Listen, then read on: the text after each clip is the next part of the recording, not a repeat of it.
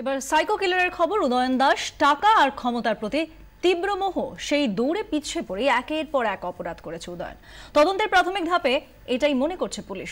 শুধু ফেসবুকে ভুয়ো প্রোফাইল নয়, বাবা মার ব্যাংক জালিয়াতিতেও পিছপা হয়নি সে। উদয়ন দাস কেন এতটা বেপরোয়া, কেন সে এতটা নৃশংস, সে প্রশ্নের জবাব খুঁজতে বুধবারও উদয়নকে টানা জেরা করে পুলিশ। র্যাপিড ফায়ার স্টাইলে তাকে জেরা করা হয়, আর তাতেই সামনে এলো চাঞ্চল্যকর তথ্য। 110টি ফেক ফেসবুক অ্যাকাউন্ট ছিল উদয়নের। যতগুলি ফেসবুক অ্যাকাউন্ট ছিল ততগুলি ইমেল আইডিও ছিল। বর্ণানুক্রমে এই অ্যাকাউন্টগুলি চালাতো সে। 4টি সিম কার্ড ব্যবহার করত।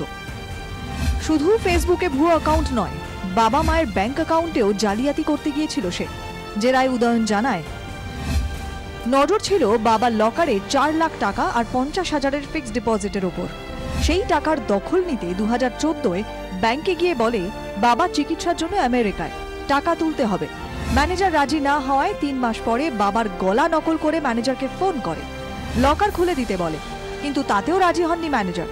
1 বছর পরে ওই অ্যাকাউন্ট রায়পুর থেকে ভোপালে সরিয়ে নিয়ে যায় উদয়ন। কিন্তু কেন এত টাকার প্রয়োজন হতো উদয়নের? সে প্রশ্নের উত্তর লুকিয়ে আছে তার বৈভবের জীবনযাত্রায়। উদয়নে 60টি ব্লেজার ছিল, জুতো ছিল 20টি। ওএলএক্স থেকে মার্সিডিজ গাড়ি কেনে উদয়ন, হন্ডা গাড়ি আর সুজুকি বাইক কেনে সে। পুলিশ জেনেছে গত 6 মাস টানা মদ আর সিঙ্গারা খেয়েছিল উদয়ন, 1 ফোঁটা জলও খায়নি সে।